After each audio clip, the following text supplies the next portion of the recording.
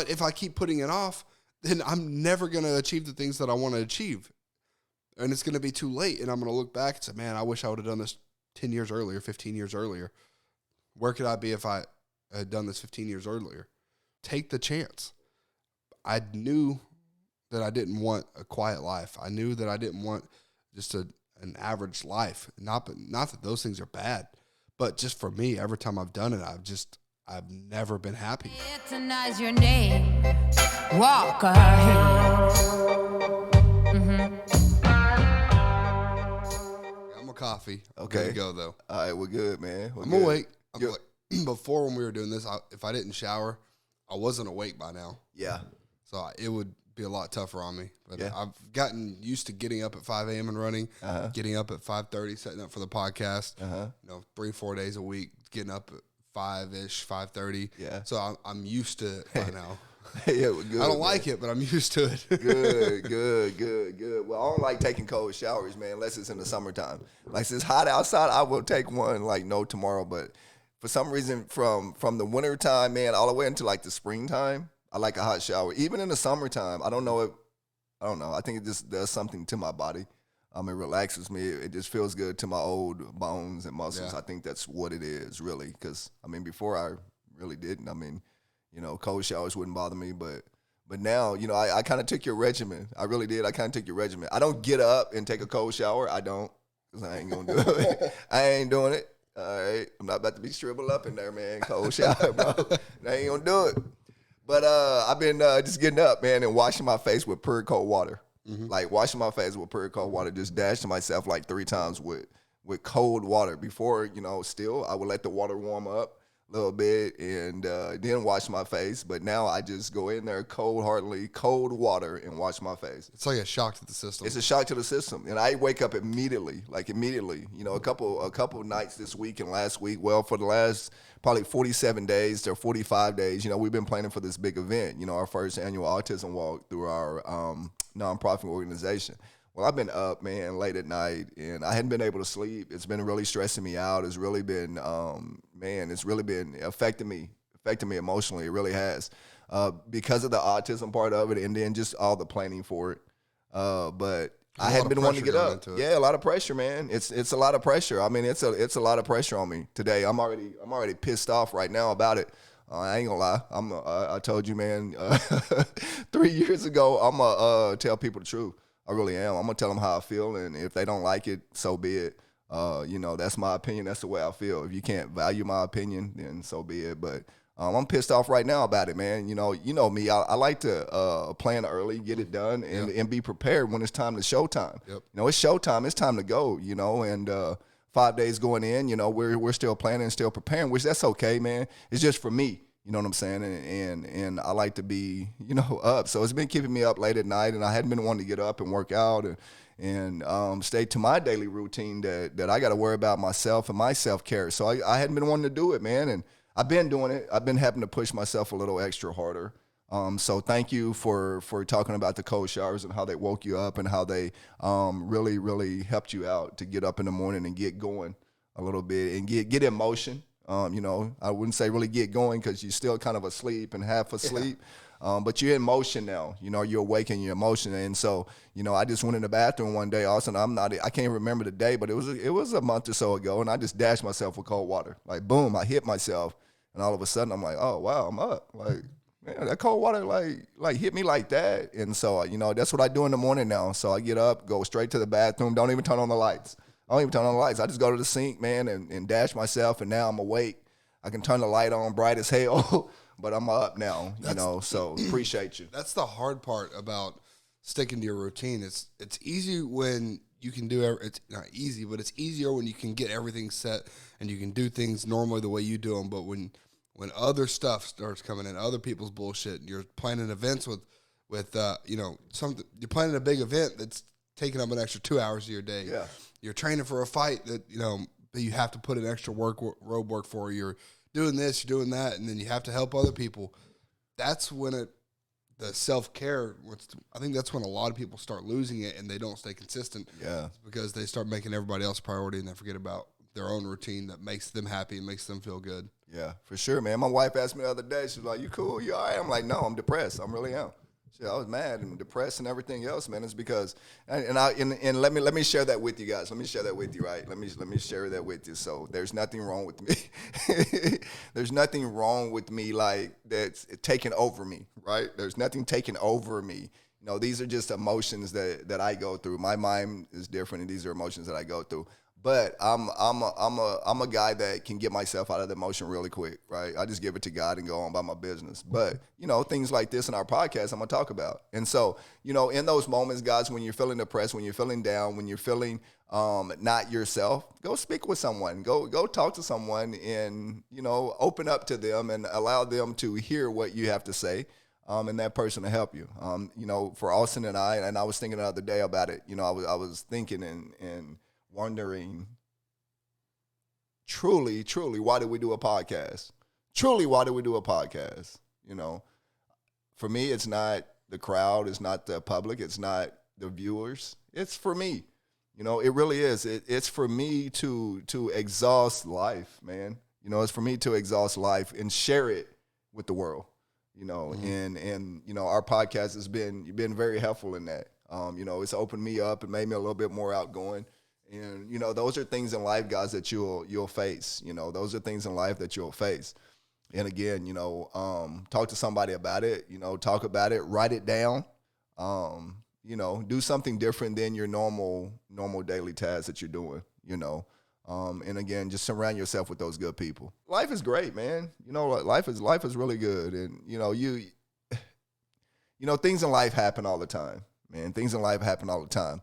Here's something that you can control, and something that I've really came a master of is controlling my effort and my attitude. Controlling my effort and my attitude. What's your attitude going to be like, right?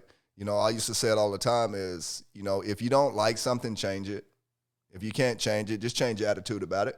Just change your attitude about it. And a lot of things in life, I just change my attitude about it, and I see it from a different perspective. There's a lot of uncontrollables in life. A lot of uncontrollables. A lot. And, you know, and that's how I make it through life. I just control the things I can control, and I go on, and the things that I can control, I'm going to go 100 at it, and I'm going to go super hard at it. And, you know, I'm going to talk to the right people so I can get the job done.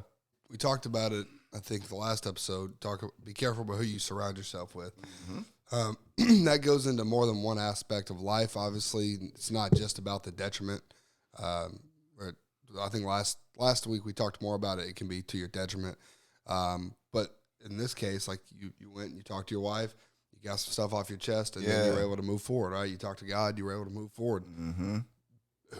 Who you surround yourself with is who you can trust and who you can build with. Sometimes you don't even have to take advice back from them, but sometimes just letting somebody just sitting there and listening to you, letting you get something off your chest can be helpful.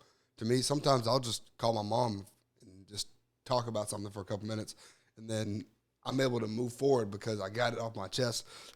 It's not public knowledge that I want to make known, but if I had 4 or 5 months ago, I had a really rough day. Mm-hmm. I had a really rough day. I'm not going to go into the details, but it's just one of those days, man. It was an off day too. You have those, yes, sir. Yeah, I came into the dealership to do some work, and then I went to go do something. Something happened, and it really affected my attitude.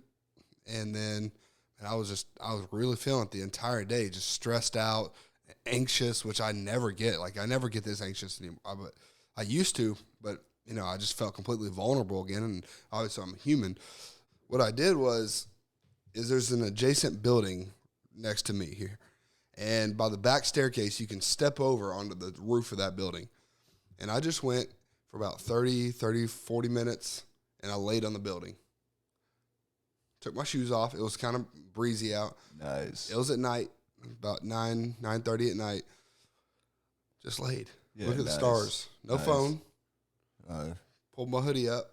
Just laid there. Looked at the stars for about 30-40 minutes. Didn't say anything. Yeah, nice. And just kind of got back to resetting, I guess you could say, my energy, because I'm so used to getting up at running, or I wasn't running there, but getting up, running at 5 a.m., doing the podcast, editing the podcast, and then going to work, and then, you know, working for 11 hours, and then coming home doing a little more editing, or going to kickboxing, and then coming home doing a little more editing. Now it's 11, 12 at night, and then I got to get right back up at 7 o'clock the next morning. Yeah. So working 13, 14 hours, and never stop. So that can get, and then one thing happens, and then you tip over the edge, and now you're stressed out. I got away from the technology. I got away from the cell phone, and I think that's very important. There's a saying in the tech field. It's called touching grass. Mm-hmm. It's basically because people who are in the tech industry, who code, who do all kinds of stuff like that, right? They're around computers so much. They're inside so much. They're sitting down so much that there's a phenomenon for that, or it's like a industry standard that they go touch grass. They get out and they get into some form of nature and get to feel the earth and get grounded again, because you're so used to this unnatural technology. You're so used to blue lights. You're so used to these bright lights, the TV, the phone. I mean, all this technology that you're absorbing, and the neurons are always firing in your brain. And sometimes you just have to relax. Yeah. And that's going to calm you down. Man, that was so neat that you said that, man. We're going to have to do that one night. You know, seriously, I'm always looking for places to find like peace. You know, and so walking across in the building, because nobody knows you're there. Like you're separated from the whole world. Like you're on top of the world. Yeah. Pretty much. You're on top of the world, looking down and thinking down and looking at your normal life. And I love the word that you said, bro, is reset. And every day I have to reset myself. Every single day I have to reset myself. You know, I got a temper. I've been really controlling it and trying to do a better job of it. That's just who I am, man. My temper is crazy. And so I've really been trying to be a better person with that. And sometimes my temper gets in the way of me resetting. And so I just got to step back sometimes and reset. So, you know, just think about what Austin says sometimes, man. In life is so tough on us right now, especially right now. Like right now, life is so fast paced and it's so moving at a rapidly time right now. Time is just flying, and things in life and our world are happening right now that we've never seen before, ever. Yeah. We've never seen nothing like it before. All the baby boomers, I feel so sorry for you. I really do. I feel so sorry for all the baby boomers and the older folks, because they ain't never seen nothing like the world that we got right now, and it's a shock to them. It's a shock to them. You know, a lot of people are dying, and a lot of people are just, you know, not themselves anymore. It's because the world's a shock to them. But get used to it, get accustomed to it.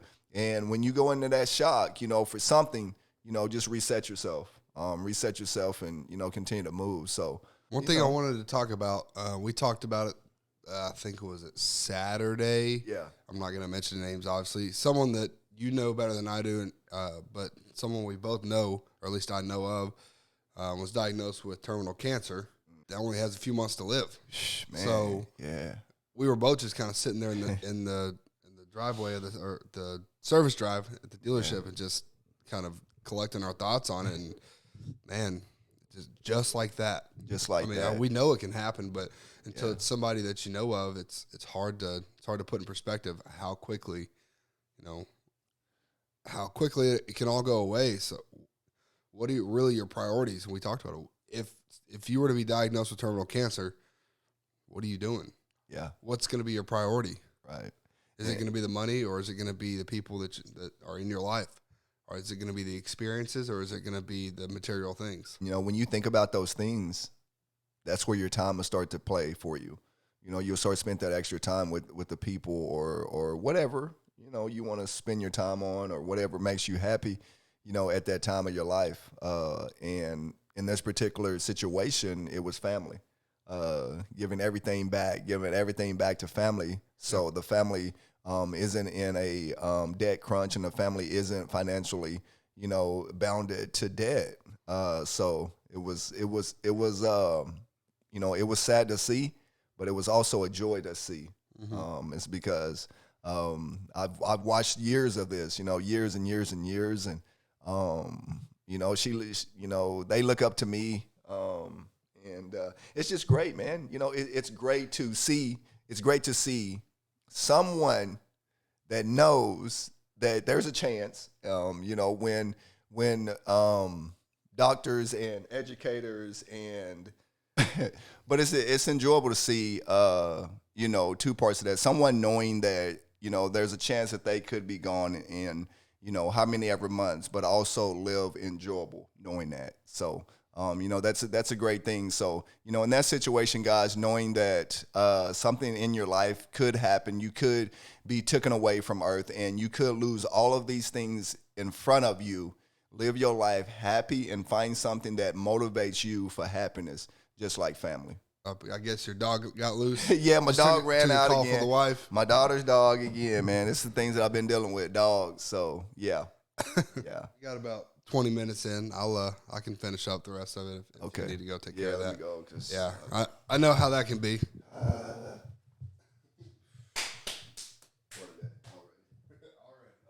Okay, so I haven't recorded by myself in a while, so this will be interesting. But yeah, Bo's daughter's dog ran away, and now he's got to go chase him down. So it's just going to be me for the rest of the morning.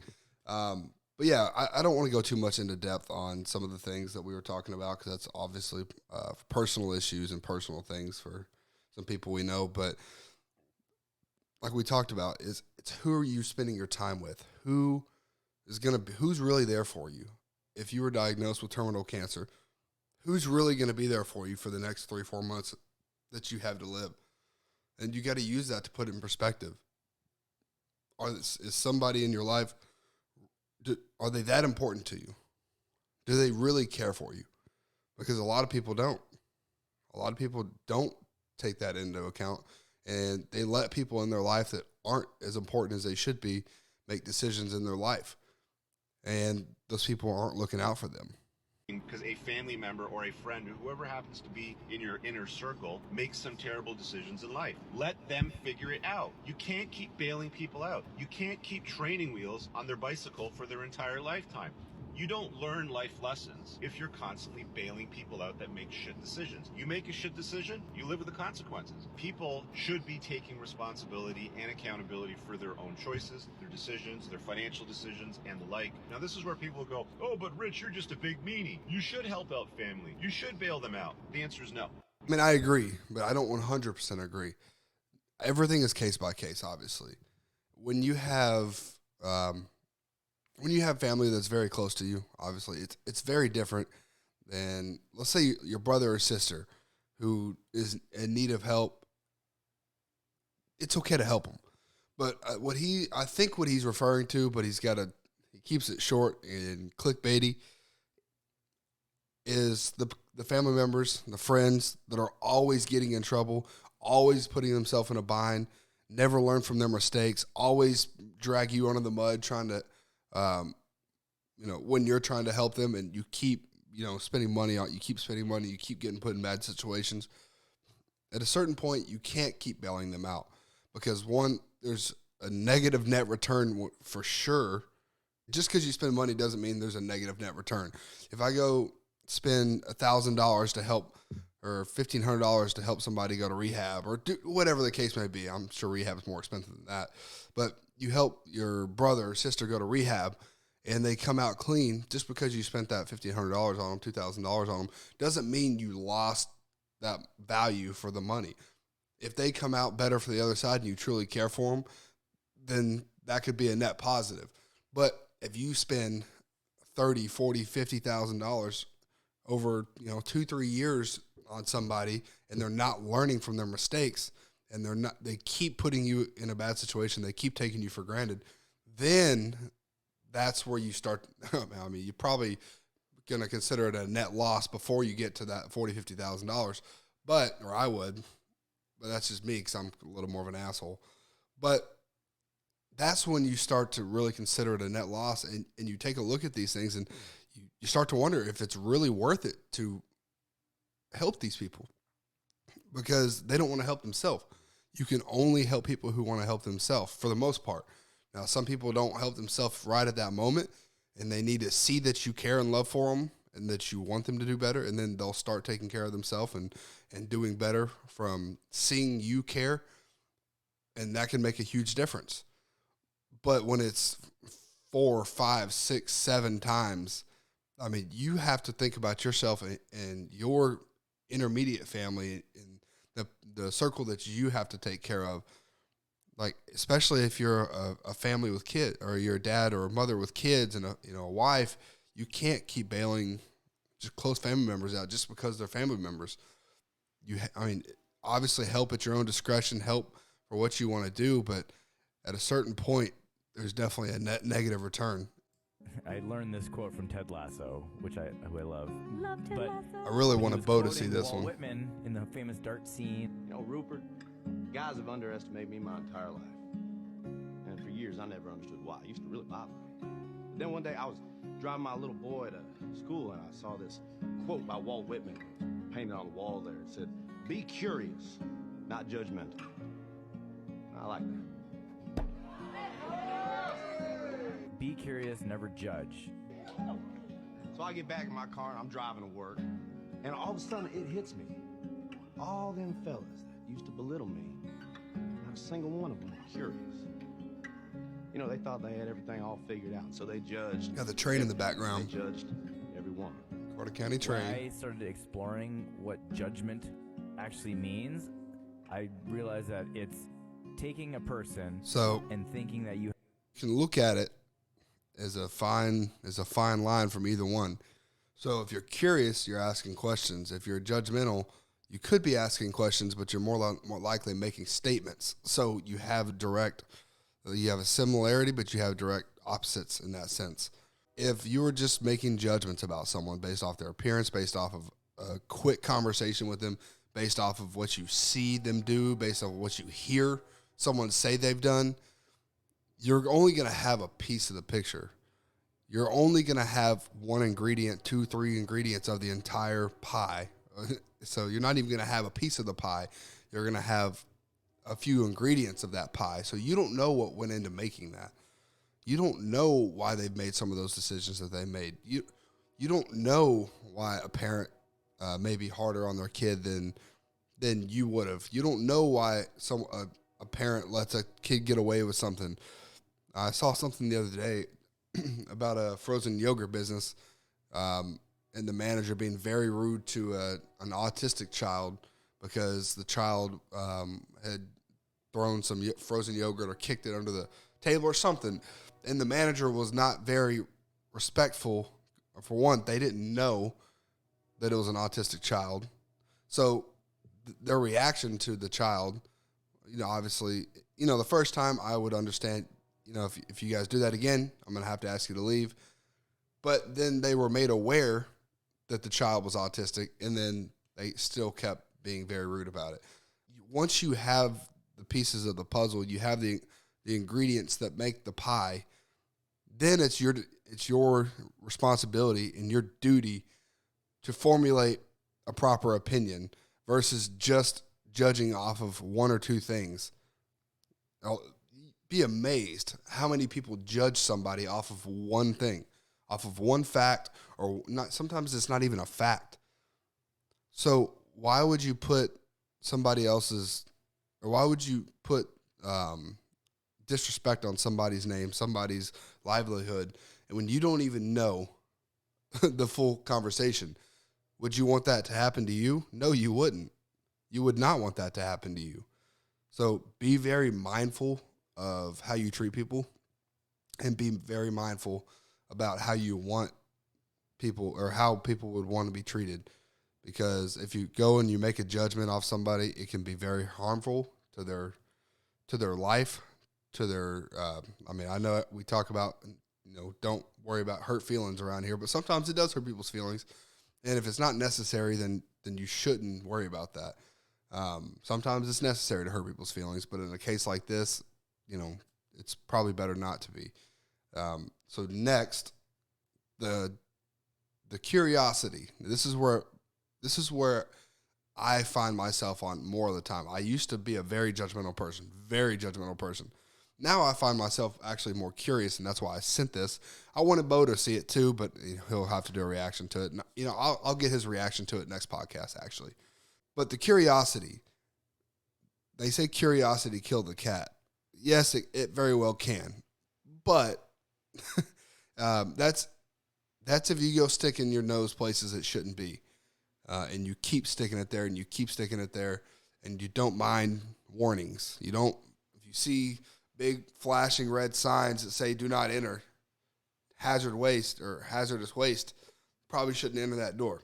When you're curious about somebody's story, when you're curious about somebody's intentions, when you're curious about the way they live their life, the decisions they make, and you ask those questions, meaningful questions, thoughtful questions, or you even just pay attention instead of just judging off of one or two things, you can find out so much more about a person, a room, a situation by being curious. That's why we say, we've talked about it before, if you walk into a room and you should not be, and you feel like you should not be there because you don't belong, everybody else is 3, 4, 5, 10 levels, 100 levels above you, that's your time to take advantage of an opportunity, not by taking advantage of somebody in there and having them do something for you necessarily, but by paying attention to their body language, pay attention to their conversations they're having, see how they interact with people, see why they're successful, see why some people aren't successful. Pay attention to those little minute details, and they're going to take you in a great direction in your life that you want to go. So that curiosity, I mean, scientists are curious. Artists can be curious. I mean, you look at Neil deGrasse Tyson, you look at any famous scientist, you look at anyone, why were they able to accomplish anything? It's because they have curiosity. They want to learn. I mean, I think Neil deGrasse Tyson was talking about the the educational system, and he was talking about how we need to make the educational system curious. We need to make curious learners. We need to make lifelong students, because right now, as it is, people stop learning after they graduate school. Soon, whether it's high school or whether it's college, they stop wanting to learn because the educational institution has built or has beat it into their head that it's something that they don't like because they're learning things they don't care about and they're not making it fun. So when you make things fun, you make things intriguing, then people want to learn about it. And then what we need to do is make people want to become lifelong learners and make people curious. So obviously I'm going on a little bit of a ramble here, but curiosity, yes, it can kill the cat, but it can make you learn in a way that you've never learned before. It can make you successful because, I've never been I was one to sit back and just accept things that happen to me. But I got curious about what kind of better life could I create for myself? What kind of belief have I had in myself? Or what kind of life could I have if I just believed in myself? And that's where all this snowballed, and I invest into, myself. I invest into my business. I want to push myself. I got curious, what would happen if I got into a kickboxing match? How would I respond? First one, I didn't win, but I responded well to the adversity. The second one, I worked on a few things, came out and got the win. So be curious and be diligent, be respectful, and make sure that you're pushing yourself in life and be curious about the outcome of what you can achieve, but also be curious about other situations because you don't know 100% what they're going through. I'm unbeatable. I can't be beat. It's impossible. You condemn me. You can damage me. You're never, ever going to beat me. I'm too happy not to exist. The things you can control them. The things you can change them. The things that you can't control, the things you can't change your attitude about them. So this guy, he's saying he can't be beaten. I don't know who this is. Apparently he's a 74-year-old millionaire. But his mentality is you can't beat me. You can knock me down. You can hold me back, but you'll never beat me because I'm too happy just to exist. My mentality is going to supersede your will to hold me back. My mentality, my effort is going to supersede what you plan for me because my plans, I'm going to put enough effort into them and I'm going to be diligent and disciplined enough that nothing's going to stop me.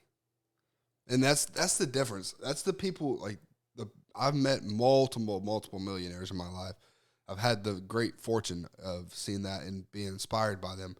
Not all of them. There's definitely qualities on some of them that you definitely don't want to emulate, in my opinion. But just seeing their mentality, Like, no one is going to, no, I'm not going to cut. I'm going to try not to cuss, but no one is going to freaking stop them. No one is going to stop them. And that's the difference that sets people apart is that most people are indecisive. I'm indecisive to a degree, but, because I want things to be perfect. But then again, I procrastinate and I wait on things until they're perfect. But I've learned that it's never going to be perfect. So the only person that can get it as close to perfect as possible is me. I can only control my situation by investing in all this damn equipment that I want to make the podcast as best as possible, to go to work 11, 12 hours a day, to go to kickboxing to try to get myself in as best of shape as possible and try to become the best fighter for my own mentality as possible, to, do these things. No one's going to make this happen but me. So when I have 1,000 episodes, if it fails, or if I have 2,000 episodes, if it's still a failure, that's on me. I did something wrong. Everyone gives Andrew Tate a lot of crap, and some of it's rightfully so. I don't know the guy personally, but he has said something that resonates with me. He was playing Piers Morgan in chess, and he said it about fighting too. But he said, the reason I like fighting, the reason I like chess is because if you lose, there's no accident. Somewhere along the way, you made a mistake, and you have to figure it out, and you have to course correct and figure out why you lost. Because in chess, if you lose, you made a mistake somewhere, and you have to go back through and figure out where that mistake was. In life, most people don't actually go through and evaluate their successes and their failures. They don't go through and figure out where they failed, where they messed up. So if you're losing and you're not figuring out why you're losing, you're going to keep losing. You might get the occasional win, but you're going to keep losing. For instance, in my kickboxing match, my first one, I went in there and yes, I hurt my knee. That's no excuse. I could have beaten the guy even on a hurt knee, if I had just stuck to the game plan that I wanted to go in with. But I went in there and I got into the brawl with the brawler, and it didn't go my way because I was inexperienced. He had one fight. It was my very first fight. I let the adrenaline get to me, and I just started swinging and banging. We started throwing. It was Rock'em Sock'em Robots. And it so happened I got caught with one behind the ear. Didn't really hurt me, but when you get caught behind the ear, your legs go out. So I got knocked down in the fight. Well, guess what? That doesn't look good to the judges. I may have won the first round. He won the second round. And in the third round, I was getting hit. I was hitting him. And I put myself in a situation where I think the ref stopped it early, but you know what? That's okay. I put myself in that situation for him to think that, it was bad enough for them to stop it standing, even though we were just both tired. But I'm going to digress. So the second fight, what did I do to change that? Okay, one, I wasn't really tired in the first fight, but I wanted to be better prepared. I wanted to be better mentally. I mean, yes, I was tired in the first one, but I wasn't exhausted like he was. So I wanted to be more mentally clear. I wanted to be in better shape. So what did I do? Even though I weighed in a little heavier, I started running 3 to 4 times a week. I've never been a runner. When I started, I could only run half a mile. And then I had to walk a little bit, and then I ran another half a mile. Now, or by the end of camp, I was running 1.7 miles. Now to start this camp, I'm starting with 1.3 miles. So I went and I did the extra work. I prepared myself better. I worked on my defense. Like nobody's business. I still have a lot of work to do. But the second fight, the one that just happened on the 25th that I won in the first round, I went and I only got hit once in the entire fight, in the face. I got kicked in the leg and I got hit with one jab.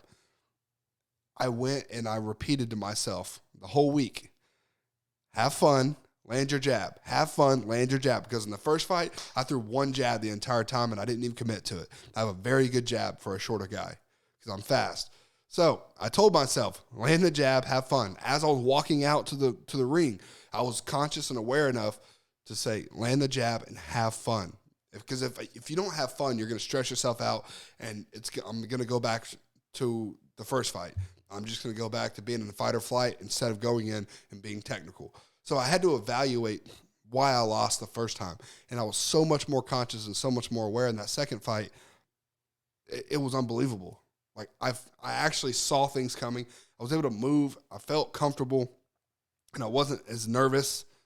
Obviously from the first fight, I can go and I can have those fight or flight moments, and I can, when my back's against the wall, I can come back and fight. I've learned that about myself. That was important, but that's not a good recipe to win. So I had to evaluate why I lost so I could find out how I can win. Your blessing in life is when you find the torture you're comfortable with. I can't and that's argue marriage, with that. it's kids, it's work, it's exercise, Yes. it's not eating the food you want to eat. Right. Find the torture you're comfortable with, and you'll do well. A lot of people want to be comfortable in life. Thank you, Jerry. A lot of people want to be comfortable in life. They don't want things to be difficult. They want everything to be easy. Nothing is easy. Getting up at 5 a.m. and running is not easy. Getting up or doing the podcast once to twice a week, depending on what we're doing, at 6 a.m. is not easy. It's been like 6:20 recently, but it's not easy. Paying for all this damn equipment is not easy. Paying for this 2-bedroom apartment when I'm the only one living here is not easy. But I'm investing into myself. You know, being a single guy and not going and partying and doing the things that my peers are doing at 25 years old and living the life and going to the lake every weekend and, you know, chasing the women and you know, going and just getting blistered drunk at 20 or 25 years old. Not doing that is not easy. I mean, for me, I don't love drinking, so it's a little easier for me. But I do see everybody else my age that are, you know, I know they're going out partying, having fun. Everybody's settling down, having somebody to come home to. That does seem nice at times. There is times I want to go out to the bar and just hang out and have a good time. The things that are more important to me are developing myself and looking back and not feeling like I wasted a part of my life. But there's also a balance to that. I feel like I need to live in the moment. But I want to be proud of the things that I've done. That's why I fight. It's because I know one day I'll look back and be proud that I did what 99% of people couldn't do, and 99.5% of people wouldn't do. So that's why I'm doing the podcast. That's why I want to build my own business. I'm working on another business as well that really just involves me getting into something as well. But obviously, and still putting in the hours at the dealership, still working my tail off for those guys, and trying to make other people successful. Because when you make the right people around you successful, you're gonna feel success, or they're gonna make sure that you're successful. And I don't want me to be successful at anyone's expense. So find the torture that I'm not even talking about what he talked about. Find the things that you are comfortable being uncomfortable with. Marriage. I'm not married, but I know there's going to be times in marriage that it's uncomfortable. But I'll speak to more of what my experience is. I'm sure Bo could speak to more of the marriage. And we might even go over some of these again briefly, and I'll just get his opinion on them. But for work, going through these things and doing these things, it's not comfortable. I would rather sleep until 9 o'clock. I would rather not have to go to work every day and work 11, 12 hours.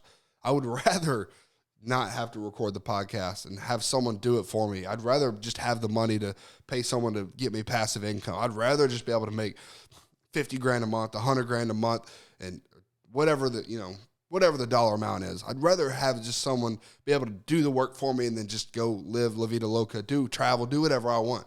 But that's not reality. I'm not a trust fund kid. And even a lot of trust fund kids still have to work for it. Some of them don't. Some of them sure don't, but some of them still do. So find the thing that you are comfortable working at and being uncomfortable with and being tortured by. Because there's times where I'm tired all the time. There's times where I get home and I'm just like, shit, man, I don't want to do anything else because I've ran that morning at 5 a.m., recorded the podcast, went to work, edited the video for 2.5 hours,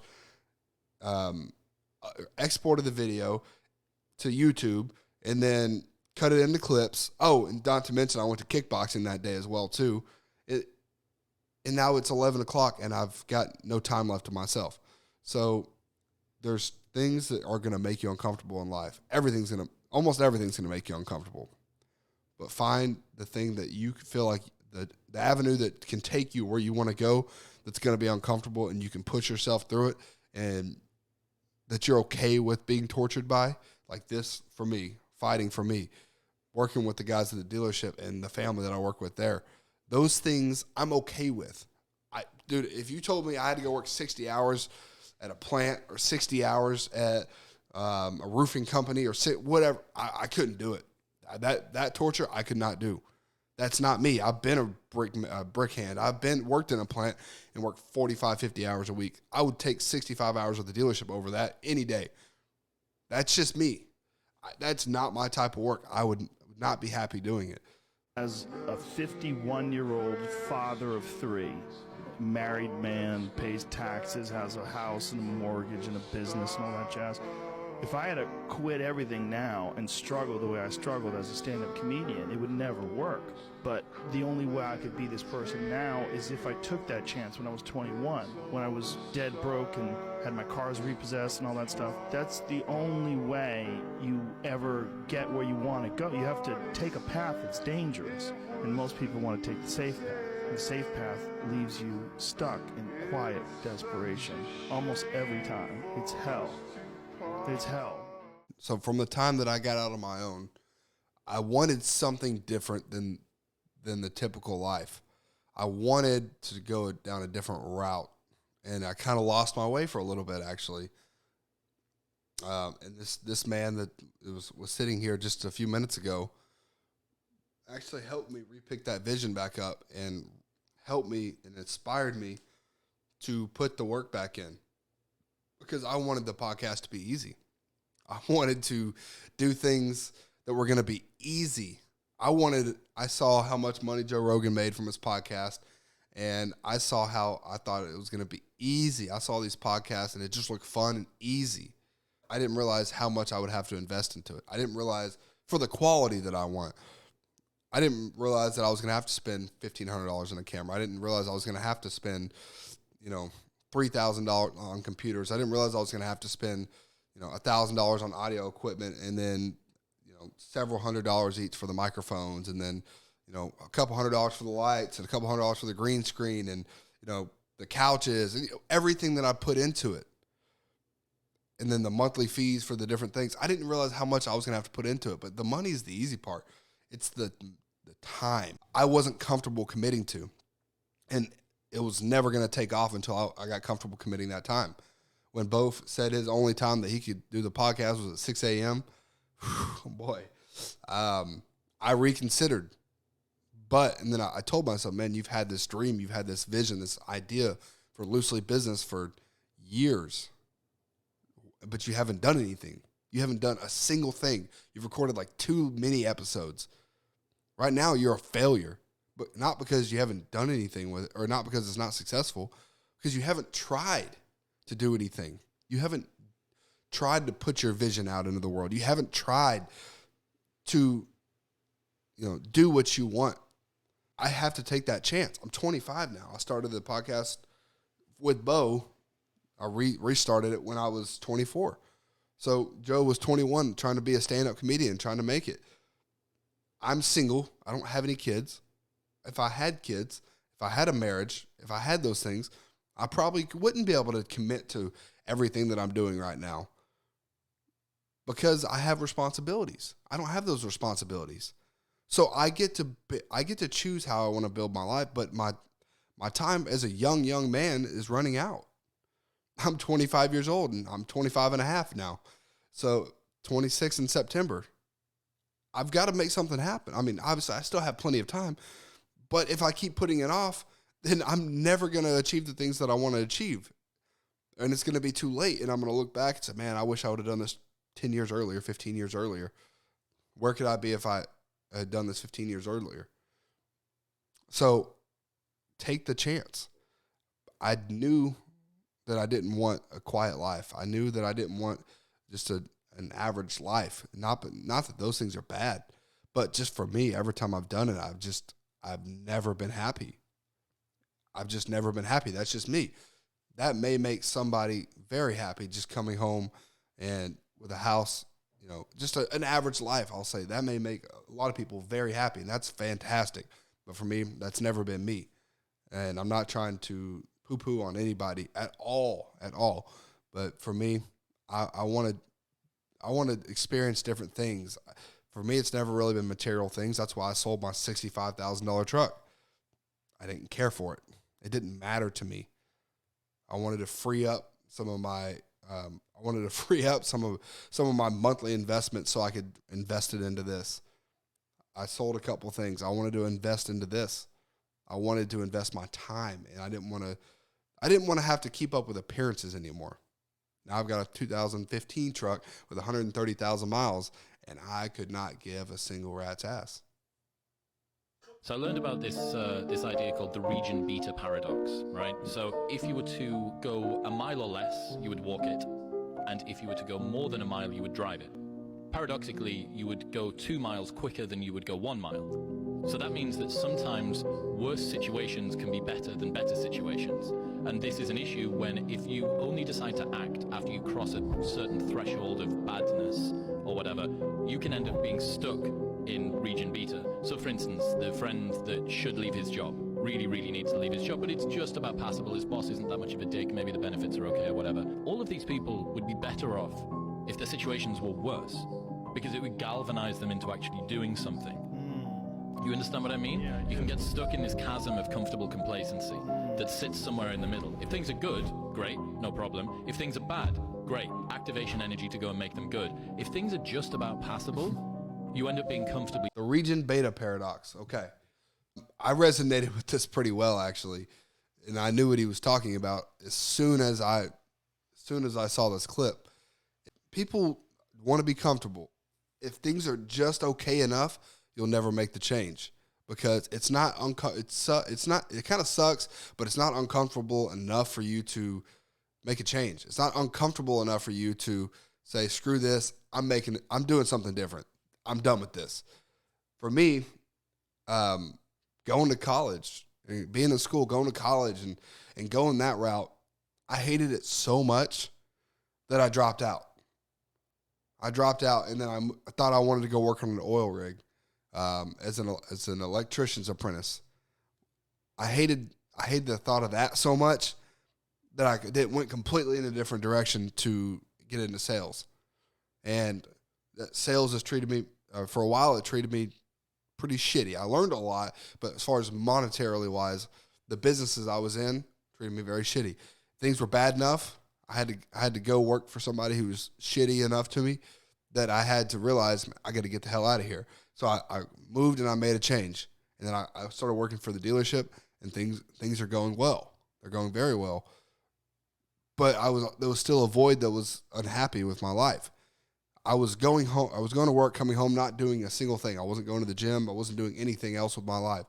And I got to the point where I was unhappy enough to, I need to do what I want to do. So I made a change. Things are bad enough that I made a change. Not at work, but in my own mentality, in my own feelings, what I wanted out of life. I made a change. So I started the podcast. And I started bettering myself in the gym. I started going to push myself and make myself accountable. You have to be considerate enough of your future self that you put in the work today, because the more work you put in today, you're either going to work now and play later, or you're going to play now and work later. Me, I don't want to be working when I'm 65 years old. I want to be on a boat, even though I don't know if I'll ever own a boat, because they say the best time in a man's life is the best day. Two best days in a man's life is when he buys the boat and when he sells the boat. I've got family members that'll buy boats. I've got friends that buy boats. So I don't know if I ever want to. But I want to be on a boat. I want to be on the lake. I want to be on the ocean somewhere. I want to be up in the mountains. When I'm 60 years old, I want to be with family. I don't want to be working when I'm 60. I don't want to be working for someone else, I should say, when I'm 45, 50 years old. I want to be, quote unquote, retired and building what I've already invested in. So that's why I'm working so hard now, and just be respectful of your future self. We're respectful of everybody else's time. We're respectful of everybody else's wishes now. But why can't you be respectful of your future self? And a year from now is the results of today, the decisions you make today. The results of your life 5 years from now are going to be the results the results of what you do a year, 2 years from now. So your life is going to multiply based off of the decisions you make and the people that you surround yourself with. So keep going forward, keep pushing, find something that makes you uncomfortable that's going to help you grow, not just something that's going to shit on you, but find something that's going to help you grow. If it's sales, if it's building a business, if you want to be a stand-up comedian, if you want to go be a pro athlete, if you want to be a fighter, if you want to build your own podcast, if you want to do whatever, if you want to be a judge, a lawyer, a doctor, the things that you're passionate about that can lead you into money, that can lead you into success. And, success isn't just money. Success is, for me, is the freedom of time to do what I want. Money is just numbers in a bank account. That's going to get redistributed when you die. And it's going to get, half of it's going to get sent to the capital gains tax or whatever it's called when you pass it down to your kids. If you got $10 million, a lot of that's going to the government whenever you die, whenever you pass it down. What are the experiences that you bring to people? What are the experiences you bring to yourself? And what's the quality of life you're living?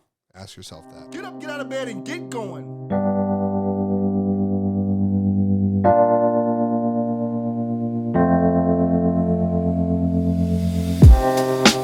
Living for weekends, wishing I could take a break from this world.